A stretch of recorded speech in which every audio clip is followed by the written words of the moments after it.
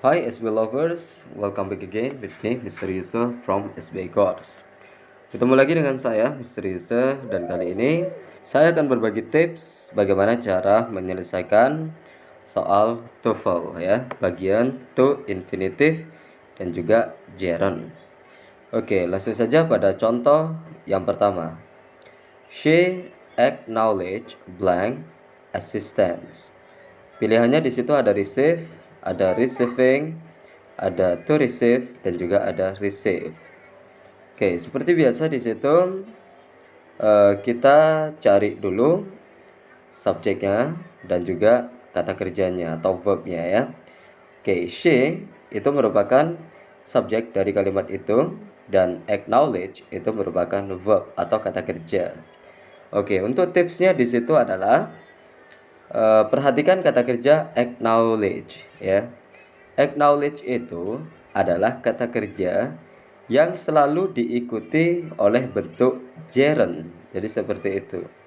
Jadi acknowledge itu adalah salah satu kata kerja yang harus diikuti oleh bentuk gerund. Kata kerja yang ditambah dengan ing dan fungsinya sebagai kata benda. Jadi pilihannya yang termasuk gerund di situ adalah yang B. Jadi seperti itu cara mengerjakannya ya. Jadi tinggal kalian ingat saja, oh ada kata kerja acknowledge ya. Berarti harus diikuti oleh gerund. Ya, tinggal kalian pilih yang mana yang kata kerja ditambah ing. Jadi seperti itu triknya ya.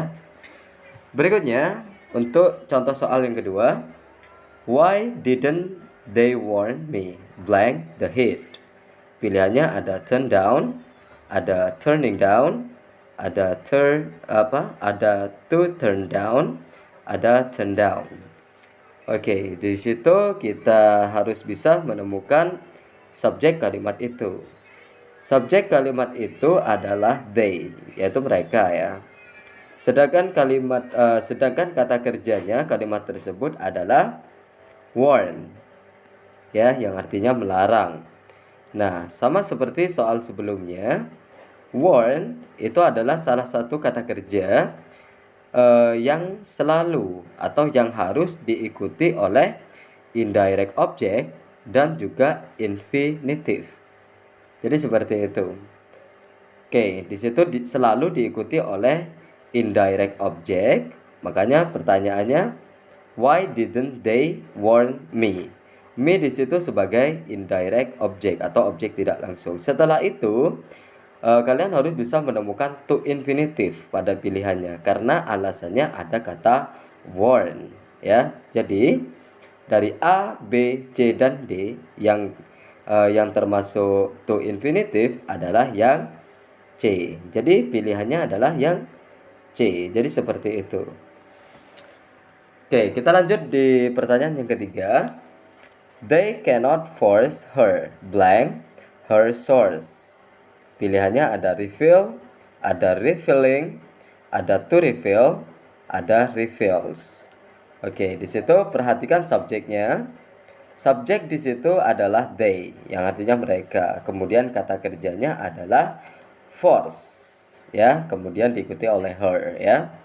Jadi her itu berfungsi sebagai indirect object, sedangkan force itu merupakan kata kerja. Nah, kunci dari contoh soal yang ketiga ini adalah kalian harus ingat kalau misalnya force, kata kerja force itu selalu diikuti oleh to infinitive.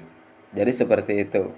Force, kata kerja force itu selalu diikuti oleh to infinitive. Jadi di antara pilihan A, B, C, dan D yang termasuk to infinitive itu adalah yang C. Jadi jawabannya adalah yang C. Jadi seperti itu ya. Kemudian yang keempat di situ, the team threaten blank their research. Pilihannya ada to stop, ada stopping, ada stopped, ada stop. Oke, sama seperti pembahasan sebelumnya ya. Subjeknya adalah the team. Kemudian verbnya di situ adalah threaten.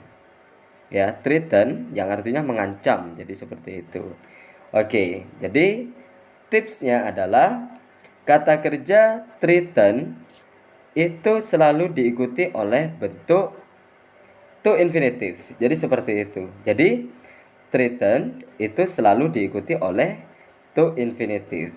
Jadi di antara pilihan A, B, C, dan D yang termasuk to infinitive itu adalah yang A. Jadi seperti itu ya. Sangat gampang kan tipsnya? Oke, langsung saja pada pertanyaannya di situ. I forgot my coat, blank. I got very cold. Ya, di situ pilihannya ada then, ada so, ada later, ada as a result ya. Oke. Sebelum kita tentukan jawabannya di situ, perhatikan kalimatnya di situ ya.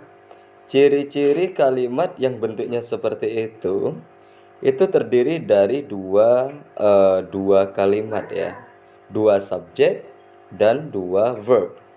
Maka kalimat itu bisa disebut dengan kalimat majemuk. Jadi seperti itu. Biasanya dalam kalimat majemuk itu setelah koma itu membutuhkan koordinat konektor atau kata penghubung. Kata penghubung sendiri itu ada 4 ya. Ada and, but, ada so, dan juga ada or. And itu untuk menunjukkan kesetaraan, sedangkan but itu untuk menunjukkan pertentangan, dan so itu menunjukkan sebab akibat. Dan juga ada or itu menunjukkan pilihan. Nah, namun itu tidak terlalu penting ya. Yang paling penting ketika kalian menghadapi soal dalam TOEFL, perhatikan saja ciri-ciri kalimatnya. Jadi kalau misalnya kalian menemukan bentuk kalimat yang seperti ini, di situ ada dua clause, I forgot my coat, terus koma, ya, blank, I got very cold. Ya, di situ ada dua clause, ada dua kalimat ya. Jadi kalau kalimat yang seperti itu membutuhkan koordinat konektor. Jadi seperti itu. Oke ya, termasuk kalimat majemuk. Jadi jawabannya di situ harus termasuk koordinat konektor yang sudah saya sebutkan tadi. Ya, yang A then itu bukan koordinat konektor, yang artinya kemudian. Yang B so itu termasuk konektor ya. Ya, koordinat konektor yang artinya menunjukkan sebab akibat, artinya sehingga. Sedangkan yang C itu bukan koordinat konektor, jadi bukan itu jawabannya. Selanjutnya yang D as a result, sebagai akibatnya, itu juga bukan termasuk koordinat konektor. Jadi yang pilihannya yang benar adalah yang B, yaitu so. I forgot my coat, so I got very cold. Jadi seperti itu. Oh ya, untuk mengerjakan soal seperti ini jangan fokus pada mengartikan, karena kalau misalnya kita artikan semua kata di situ bisa nyambung. Contohnya, I forgot my coat. Saya lupa membawa mantelku. Ya, dan kemudian I got very cold. Saya kedinginan, jadi masuk akal. Begitupun later, I forgot my coat. Later, nanti saya kedinginan.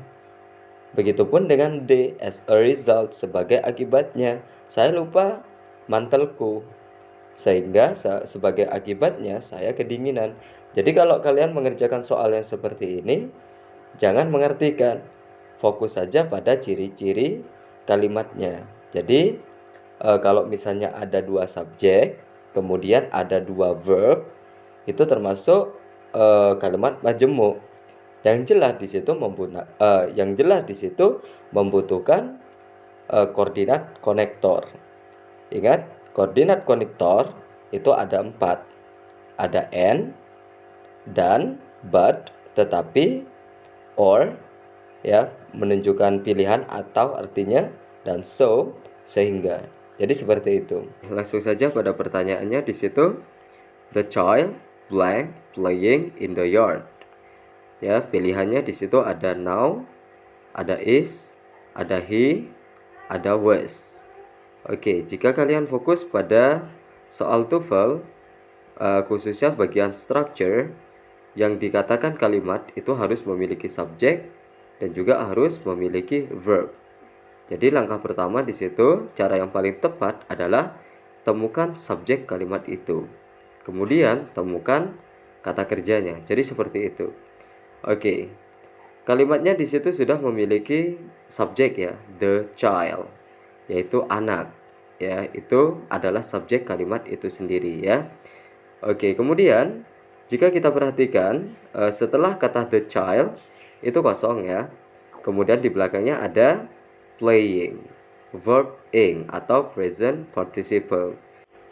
Present participle itu tidak bisa berfungsi sebagai verb ya. Playing walaupun artinya bermain itu tidak bisa berfungsi sebagai verb kata kerja, namun bagian dari verb. Jadi kalimat tersebut agar menjadi kalimat yang benar maka harus dilengkapi dengan verb atau kata kerja ya. Pilihannya di situ A, now, itu merupakan adverb of time ya, sekarang. Jadi yang kita cari untuk melengkapi kalimat tersebut verb, bukan adverb. Jadi pilihan yang A sudah jelas salah. Yang B di situ is, ya to be ya, to be is. Nah ingat to be itu bisa berfungsi sebagai verb atau kata kerja. Jadi jawabannya adalah yang B. Kalau misalnya yang C itu ada kata he itu merupakan pronoun atau kata ganti orang ketiga tunggal. Itu berfungsi sebagai subjek, bukan verb. Jadi jelas salah yang C. Sedangkan yang D itu ada kata when yang artinya ketika. Itu merupakan adverb of time, berfungsi sebagai keterangan waktu. Conjunction juga bisa ya, when, ketika. Jadi seperti itu. Jadi pilihannya untuk kalimat tersebut itu adalah is. The child is playing in the yard. Anak itu sedang bermain di halaman. Jadi seperti itu. Oke, langsung saja pada pertanyaan di situ. The final class presentation is the most important test examination. Pilihannya di situ adalah the final, ada class presentation, ada is, dan ada important test. Oke, maksud dari kalimat ini adalah menemukan kata yang salah ya dari kalimat tersebut. Jadi seperti itu. Jadi menemukan kata yang salah. Oke. Oh ya, soal seperti ini biasanya itu menggunakan garis bawah ya. Contohnya the final itu di garis bawah. Terus class presentation itu di garis bawah. Is itu juga harus di garis bawah, dan juga important test itu di garis bawah. Kemudian temukanlah kata yang tidak tepat atau kata yang salah. Jadi seperti itu. Oke, langsung saja di situ kita amati the final class presentation is itu sudah aturan yang tepat ya. Oke, kita amati lagi di situ. Yang salah itu adalah penggunaan dari importantes ya, importantes yang artinya penting ya. Kalau kita perhatikan lagi, kalimat tersebut merupakan kalimat perbandingan, yaitu superlatif yang menyatakan paling ya. Jadi yang salah adalah yang D di situ, important ya. Kata sifat tersebut itu terdiri dari 3 suku kata. Dalam perbandingan ya, degree of comparison itu masuk superlatif, menyatakan paling. Jadi seperti itu ya. Kalau misalnya suku katanya itu terdiri dari 3 suku kata, important itu 3 suku kata, maka tidak menggunakan as di belakang kata sifatnya, melainkan itu harus menggunakan most ya, bukan the importantest, tapi the most important. Jadi seperti itu. Jadi yang salah adalah yang D ya. Oke, contoh lain misalnya ya, dari superlative degree ya. Jadi contoh katanya seperti beautiful ya, atau beautiful. Beautiful itu terdiri dari 4 suku kata ya, yang artinya indah. Nah, kalau bentuk superlatifnya, kalau terdiri dari 4 suku kata, maka rumusnya adalah the diikuti oleh most, diikuti oleh adjective. Jadi seperti itu, sehingga menjadi the most beautiful. Jadi seperti itu. Kalau misalnya suku katanya itu hanya satu ya, satu suku kata seperti smart mungkin ya, di situ pintar atau cerdas, itu harus diikuti oleh us karena terdiri dari satu suku kata, sehingga menjadi the smartest. Jadi seperti itu, paling pintar.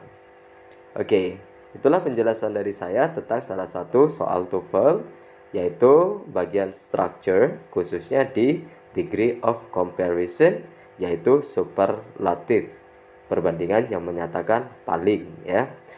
Langsung saja pada pertanyaannya di situ. Blank arrived at the library. He started to work immediately. Pilihannya di situ ada the students, ada when, ada he, ada after the student.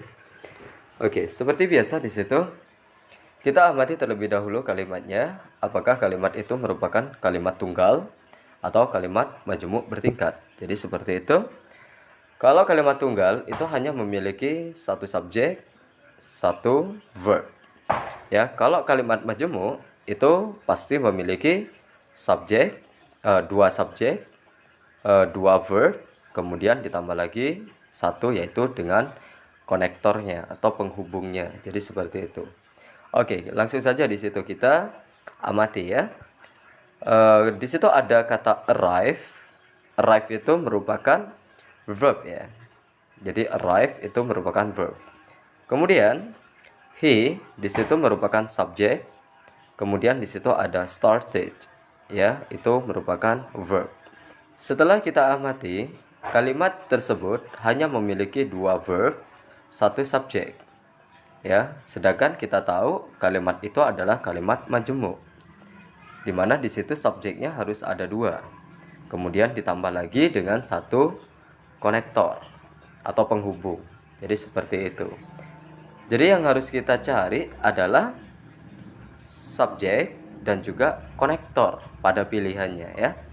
Jadi sebenarnya sangat gampang di situ, jawabannya sudah terlihat ya, yaitu yang D. Karena D itu ada kata after dan juga the student. After itu merupakan salah satu konektor, sedangkan the student itu merupakan kata benda yang berfungsi sebagai subjek. Jadi pilihannya kalau ada pertanyaan seperti ini, cari konektor dan juga cari subjek. Maka dengan begitu kalimat itu sudah lengkap. Ada dua subjek, ada dua verb dan satu konektor. Kalau misalnya yang A, di situ pilihannya ada the student saja, sedangkan tidak memiliki konektor. Berarti itu jawaban yang salah.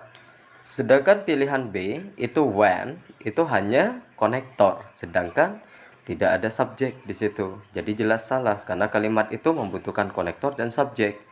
Sedangkan yang C di situ he, hanya subjek saja tanpa konektor. Jadi salah. Jadi jawabannya adalah yang D ya. Sebenarnya ini merupakan bab yaitu tentang adverb clause connectors ya.